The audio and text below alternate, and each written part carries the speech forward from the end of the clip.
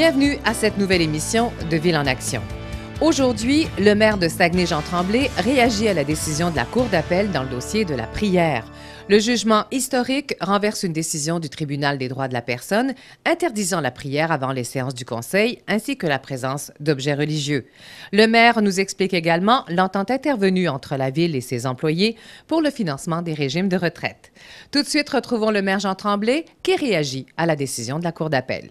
Comme vous devez vous y attendre, nous sommes très satisfaits du jugement qui est sorti hier.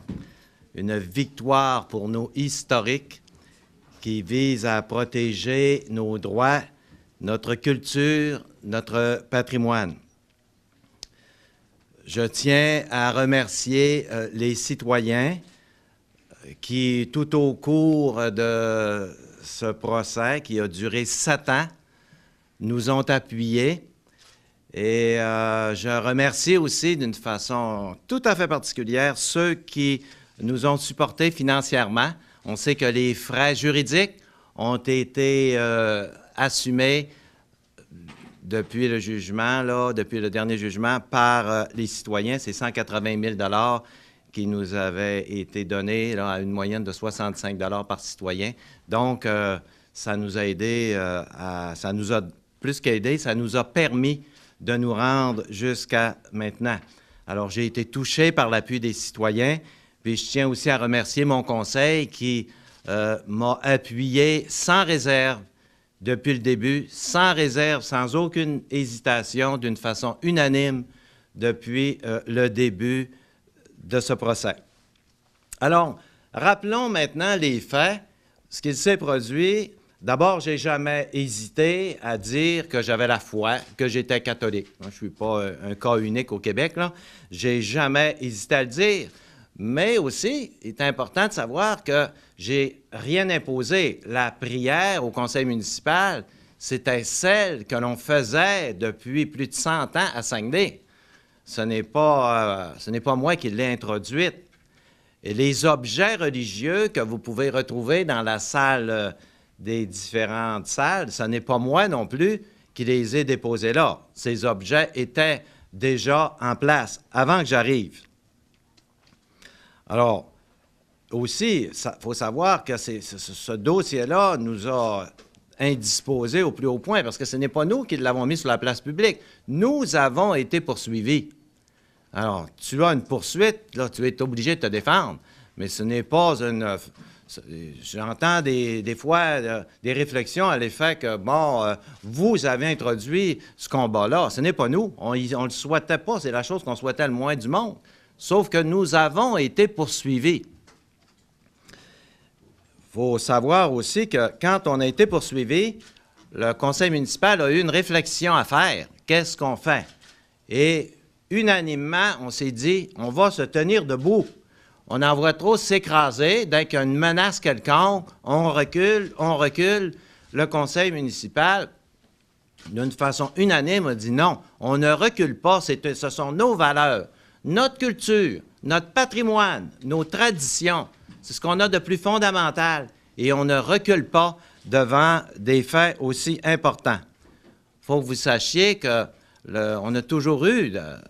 que ce soit envers le mouvement laïque québécois, que ce soit envers M. Simoneau, une attitude très respectueuse et attentive.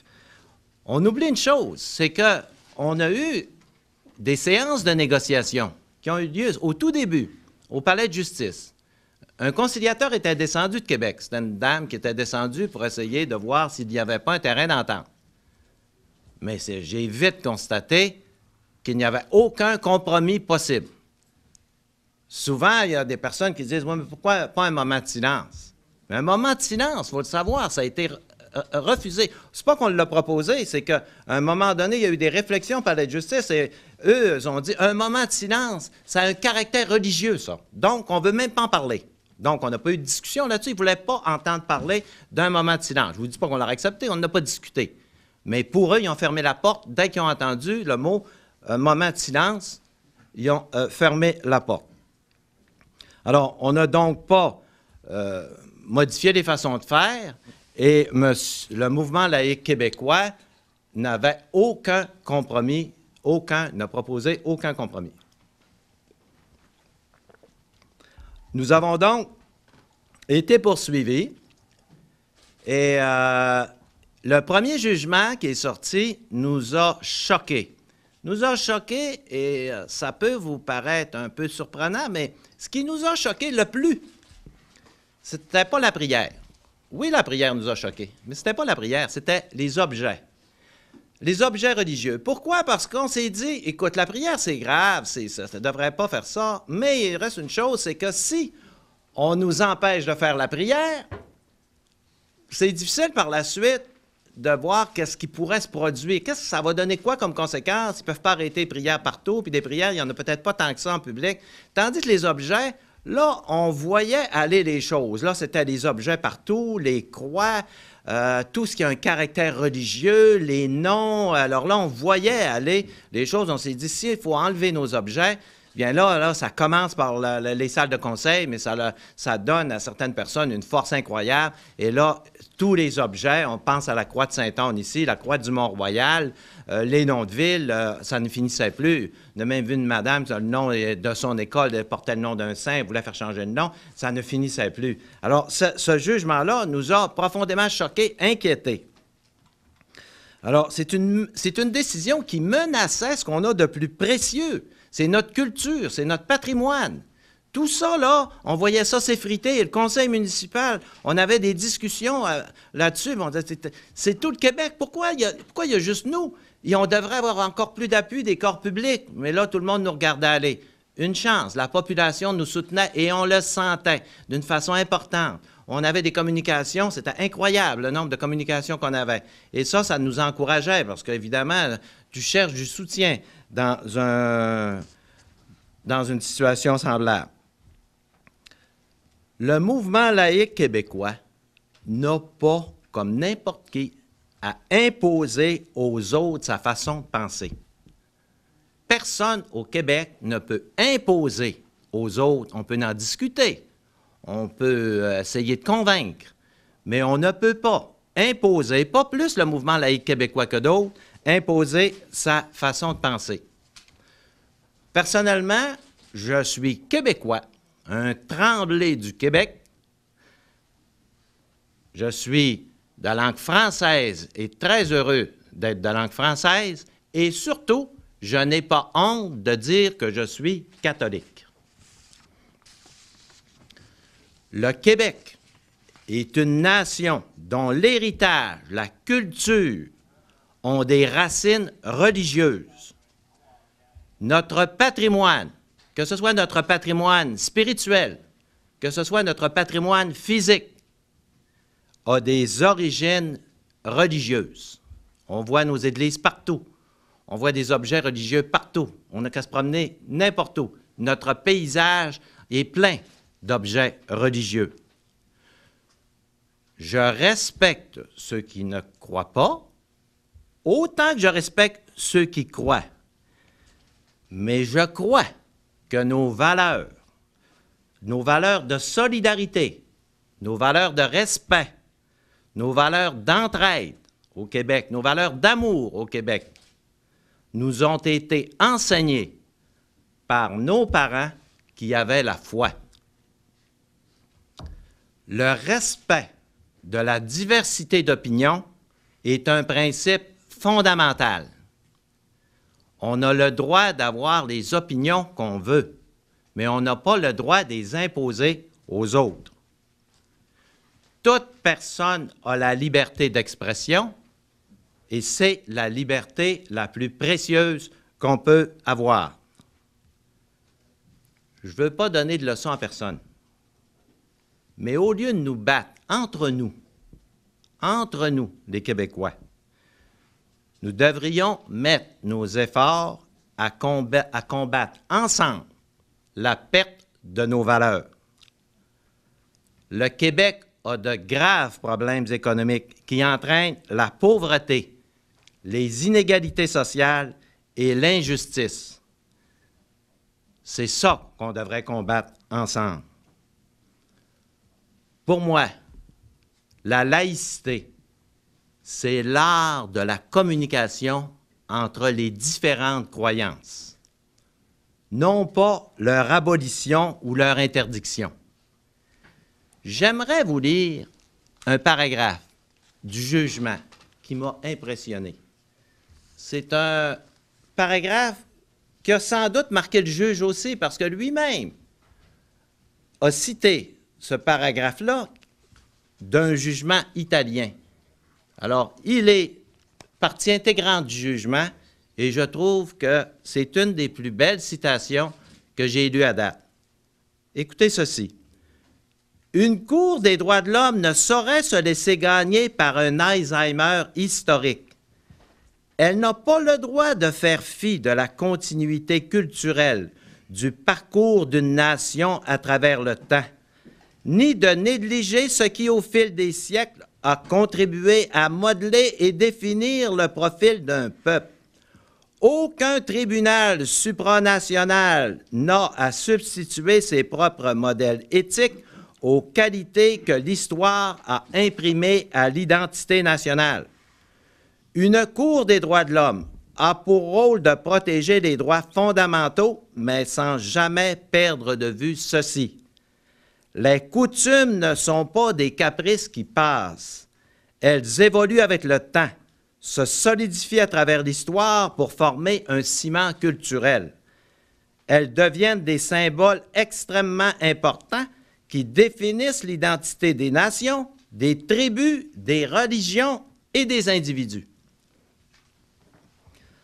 En terminant, je lance un appel aux Québécois de se tenir debout pour conserver nos valeurs, nos traditions qui ont fait ce qu'il y a de plus beau au Québec. Merci. Monsieur Jean-Will de TV. Oui. Monsieur le maire, dans le jugement, ils ont fait appel à il y a une mention intransigeance du maire qui a amené le combat, si on veut, jusqu'à devant les tribunaux. Également, on vous reproche, on souligne en fait le fait que vous avez été malhabile dans une entrevue accordée à la sortie d'une audience, justement, en disant moi, je pourrais toujours arriver au ciel en disant je me suis battu pour vous. Vous répondez quoi? Quelle réflexion ça incite chez vous? Bien, je suis content que ça n'ait pas influencé le jugement. Ça n'a pas influencé, là, il le dit lui-même. Alors, le fait que j'espère aller au ciel, je continue à penser que je ne suis pas tout seul, là. Mais si c'est le seul reproche qu'il y a à me faire, là. Oui. Oui. Oui, j'entendais ce matin, M. le maire, qu'il y a des villes en Ontario où on fait jusqu'à 8 prières avant de commencer la séance du conseil municipal, parce que c'est pas le même type de population que la ville de Saguenay, évidemment. Alors, si on en fait une, on peut en faire 8. Écoutez, on va jusqu'où? Vous seriez... S'il y avait des gens qui vous demandaient des prières dans leur religion, vous feriez quoi, vous? La prière qu'on fait, je pense, s'adapte à toutes les religions. À moins qu'une religion n'ait pas de Dieu, là, j'en connais pas. Alors ça, c'est pas notre problème, puis je n'ai jamais entendu dire de choses semblables, là. 8 prières, on voit que ça n'a pas de bon sens. Mais ça peut pas mener à ça, là. Bon. Imaginez que si vous êtes ailleurs qu'à Saguenay, votre maire d'une ville... Quand ça sera rendu là, on se parlera. Oui. Vite, et ça n'a pas de bon sens. Oui. Stéphane Bégin du Quotidien. Oui, bonjour. Bonjour. Avez-vous l'impression, M. le maire, que le dossier est clos? Que, bon, le mouvement laïque québécois pourrait toujours aller en Cour suprême, j'imagine. Avez-vous l'impression que c'est fini, là, qu'on entend parler, ou si c'est juste le commencement d'autres choses? J'espère que c'est fini. J'espère qu'on va passer à autre chose. Mais écoutez, j'ai été poursuivi. Jamais j'aurais pensé, là, je vais vous le dire, là, le conseil non plus, là, ça, vous m'auriez dit au début, tu vas être poursuivi pour la prière, j'aurais ri. Même qu'une fois, pendant la conciliation, je me rappelle, M. Allary était pas présent, mais il y avait un téléphone, là, il nous entendait, puis il participait aux discussions, puis il avait parlé de ça, de faire une poursuite. Puis j'avais souri en voulant dire, ben non, on ne fera pas une poursuite contre une ville qui fait une prière de 20 secondes. Je ne croyais pas ça, mais on ne sait pas qu'est-ce qui peut se produire. Qu'est-ce qui va se produire dans l'avenir? J'ai aucune idée. Mais j'espère que c'est fini et qu'on va passer à autre chose. Il y a des choses à faire dans notre ville qui sont... je ne dis pas que ce n'est pas important, là, mais je pense qu'on devrait s'attarder sur des choses qui vont faire en sorte que le Québec va se développer puis qu'on ait de la tolérance pour tout le monde. Maintenant, je ne peux pas empêcher quelqu'un de poursuivre. Si une personne veut poursuivre, je ne peux pas l'empêcher. Mais tout ce qu'on peut faire, c'est se défendre puis essayer comme on a fait à la conciliation, d'en venir à une entente. Mais quand il n'y a pas moyen, il n'y a pas moyen. N'oubliez pas que c'était 100 000 qu'ils demandaient au début, là. En plus, là, individuellement, personnellement, là, pour fermer le dossier. 100 000 enlever les objets religieux, puis arrêter la prière. Il n'y avait aucun compromis possible, là. Ils n'ont jamais parlé d'un compromis d'1 $ depuis le début. Non. Oui. Vicky Boutin de Radio-Canada. Monsieur Tremblay, face aux reproches qui vous sont faits dans le jugement, dans une certaine partie, est-ce que vous avez l'intention d'être plus sobre à l'avenir dans vos déclarations publiques à ce sujet-là?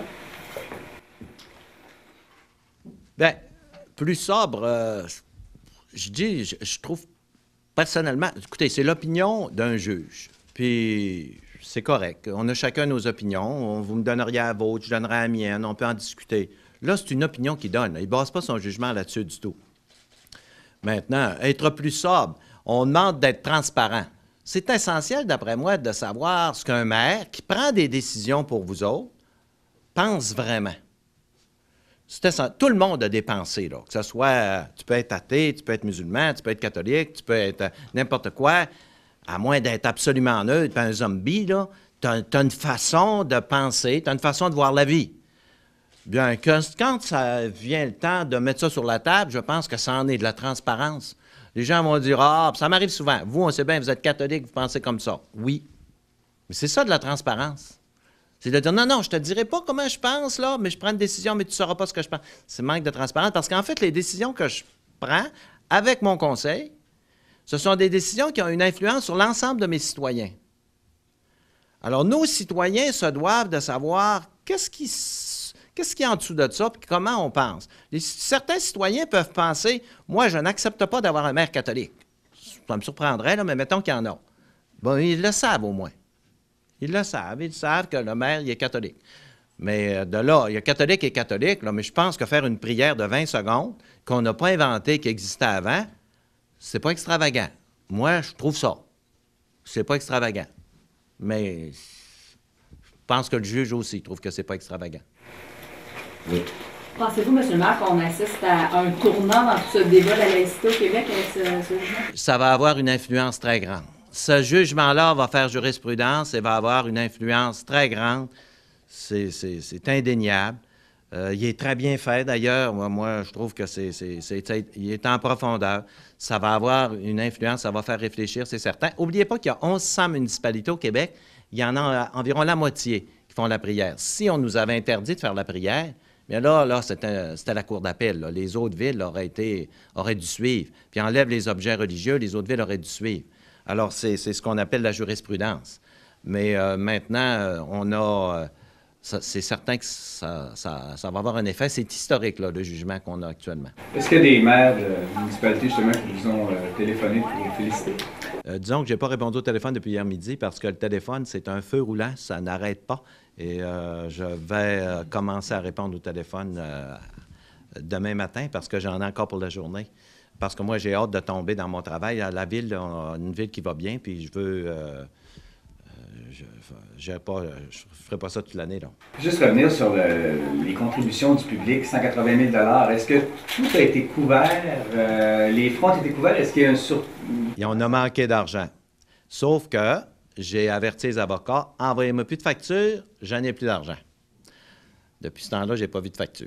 J'ai dit là, ça ne sert à rien, là, j'ai 180 000 et je n'ai plus. Fait que ça tirait à sa fin, là. Mais quand la direction de la ville est venue me voir pour me dire qu'il manquait 2 000 $, j'ai appelé les avocats, j'ai dit là, je vous l'envoie, moins 2 000 $, puis je vous recommanderais de ne plus envoyer de facture. Mais quand même, je tiens à les féliciter parce qu'on a quand même gagné. Mais à ce moment-là, je ne savais pas qu'on gagnerait. Le plus important, M. le maire, pour vous, c'est les symboles religieux ou c'est la prière en tant que telle? Parce que la prière, elle a été changée à un moment donné pour devenir celle qui était, pas dire œcuménique, celle qui était plus rassembleuse, mais est-ce que c'est plus les symboles? Parce qu'il y a quelque chose là, les symboles étaient menacés de disparition, vous l'avez dit tantôt. Les deux sont importants, sauf que les symboles, ça a beaucoup plus de conséquences. Parce que si on avait arrêté la prière, bon, la prière est interdite. Ils font quoi après, là, les opposants? Là? Ils ont un document. Ils arrêtent la prière partout dans les conseils municipaux, mais après, c'est quoi, là? Des prières, il n'y en a pas tant que ça qui font des prières en public. Tandis que les symboles, comme les crucifix, le Sacré-Cœur, mais ça, il y en a partout. Alors là, il y a une jurisprudence qui dit que ça ne doit pas être dans l'espace public. Donc, on va tout cacher ça dans nos sous-sols. Et on ne peut plus présenter ça. Ça, là, ça aurait eu des conséquences très graves. Les croix un peu partout. D'ailleurs, il en parle. Il parle de la croix qui est sur le drapeau du Canada. Je ne sais pas si Jean Chrétien aurait été obligé de changer son nom. Ou René Lévesque, parce que le mot Lévesque, ça vient de l'évêque, là, les origines, je ne sais pas jusqu'à quel point, mais il reste, je dis ça pour rire un peu, mais il reste quand même que jusqu'où ça aurait été, cette affaire-là, là?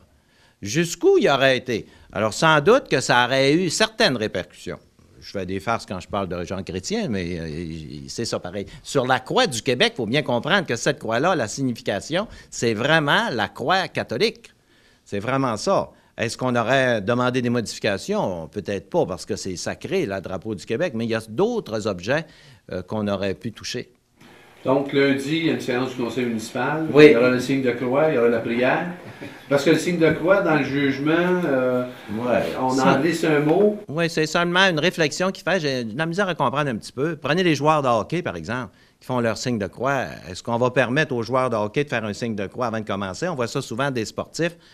On voit ça. L'autre jour, j'ai vu un boxeur qui faisait son signe de croix avant de commencer à boxer, puis il n'y a personne qui a eu l'air à se scandaliser. Alors, non, signe de croix. C'est une réflexion qu'il fait. Hein? Il ne dit pas ça devrait être interdit. Ben, quand il fait seulement une réflexion, ça veut dire que pour lui, c'est pas ça le fond du problème. Donc, lundi au conseil. Oui, sans doute qu'on va continuer comme avant. Oui. La Cour d'appel, dans le jugement, déplore que le tribunal du travail ait excédé sa juridiction. En tout cas, en partie au moins dans son jugement. Il n'aurait peut-être pas dû aller aussi loin dans une... Écoutez, votre passage, vous, devant le tribunal du travail, pas du travail, mais de la personne, des droits de la personne, votre passage, vous en retenez quoi? Avez-vous l'impression qu'il allait trop loin quand vous avez dû... Mais ça, c'est purement légal, hein? Là, ce que le juge dit, c'est vraiment légal. Dire qu'un tribunal outrepasse ses pouvoirs. Évidemment, je ne suis pas un spécialiste pour vous dire tel tribunal, voici où arrête ses pouvoirs et où il commence. Moi, c'était plus le fond du problème qui m'intéressait que les compétences du tribunal. C'est ce qui complète cette première partie d'émission. Rejoignons à nouveau le maire de Saguenay, Jean Tremblay, qui nous explique l'entente intervenue entre la Ville et ses employés pour le financement des régimes de retraite. Ville de Saguenay est en avance. On a réglé l'histoire de la caisse de retraite avec nos cols bleus, nos cols blancs, nos cadres. Vous vous souvenez qu'on avait également eu une entente avec les policiers et les pompiers il y a quelques mois. Donc, pour nous, là, c'est comme un soulagement. Je pense pour les employés aussi, parce que ça se présentait pas tellement bien, comme dans toutes les villes du Québec, même dans toutes les industries. Le problème des caisses de retraite, c'est vraiment quelque chose d'important. Alors, voici les 5 points principaux sur lesquels on s'est entendu. Le plus important, la retraite maintenant pour les nouveaux arrivés passe de 55 ans à 60 ans. Alors ça, c'est beaucoup d'argent pour la Ville. C'est un gain important. Les employés ont compris qu'on ne pouvait plus prendre notre retraite à 55 ans. D'abord, l'espérance de vie a changé au cours des années et également, les villes ne sont plus capables de payer. Les gens décédant beaucoup plus vieux, ça coûte beaucoup plus cher à la Ville. C'est un régime qui devenait intenable. Deuxième point important, c'est que la retraite était calculée sur les 3 dernières années. Vous savez, comme moi, qu'on augmente de salaire avec les années. Et on prenait la moyenne des 3 dernières années et c'était à partir de ces chiffres-là que l'on calculait le montant qui était versé lors de la retraite.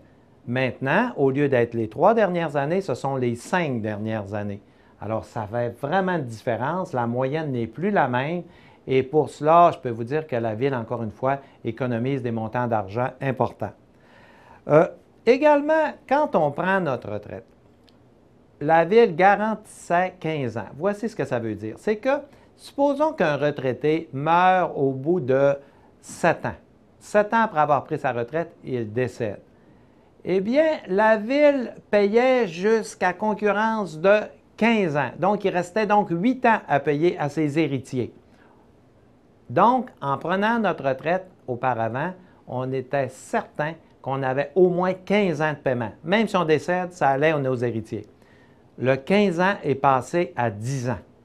Alors, encore une fois, un gain important, un 5 ans qui est économisé. Il y avait également des compensations de données si la personne prenait sa pension avant l'âge de 65 ans. Alors, les montants qui étaient dus par le Fonds de pension fédéral et la Régie des rentes, il y avait une compensation qui était donnée à l'employé jusqu'à ce qu'il reçoive ces rentes-là. Mais avant, c'était jusqu'à 65 ans. Maintenant, ce n'est plus ça. C'est jusqu'à ce qu'il reçoive la rente. Par exemple, la Régie des rentes, s'il peut la recevoir à 60 ans, la Ville va payer cette partie-là jusqu'à 60 ans. Ça peut vous apparaître un peu compliqué, ils appellent ça le double bridge, mais ce sont des montants d'argent quand même appréciables qu'encore une fois, la Ville va économiser.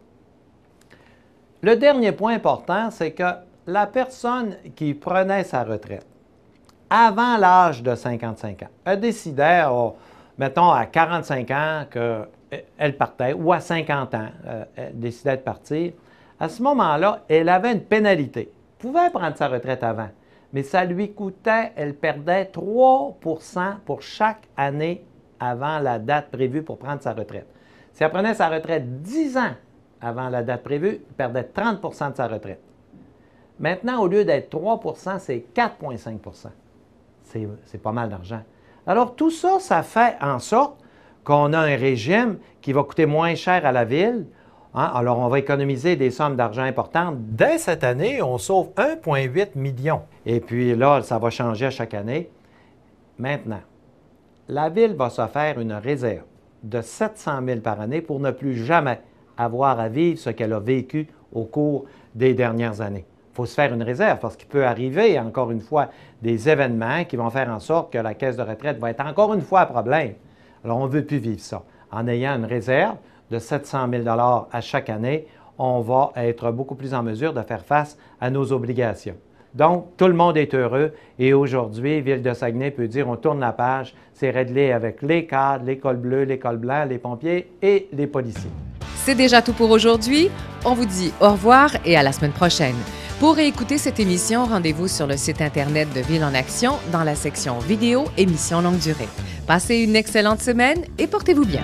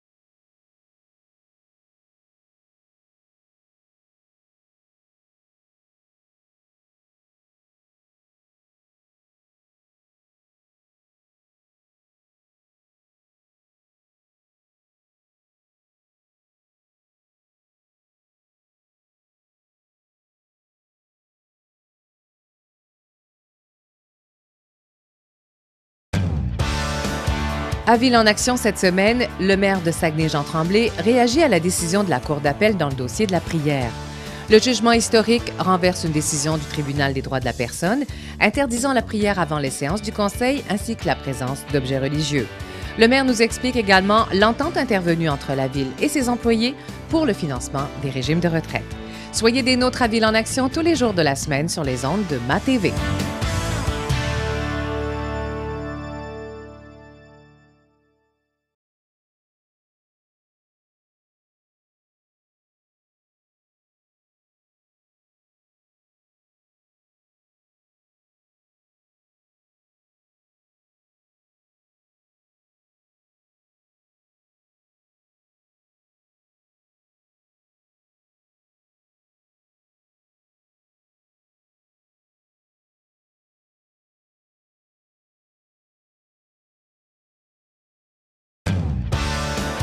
À Ville en Action cette semaine, le maire de Saguenay-Jean Tremblay réagit à la décision de la Cour d'appel dans le dossier de la prière. Le jugement historique renverse une décision du Tribunal des droits de la personne interdisant la prière avant les séances du Conseil ainsi que la présence d'objets religieux. Le maire nous explique également l'entente intervenue entre la Ville et ses employés pour le financement des régimes de retraite. Soyez des nôtres à Ville en Action tous les jours de la semaine sur les ondes de TVDL.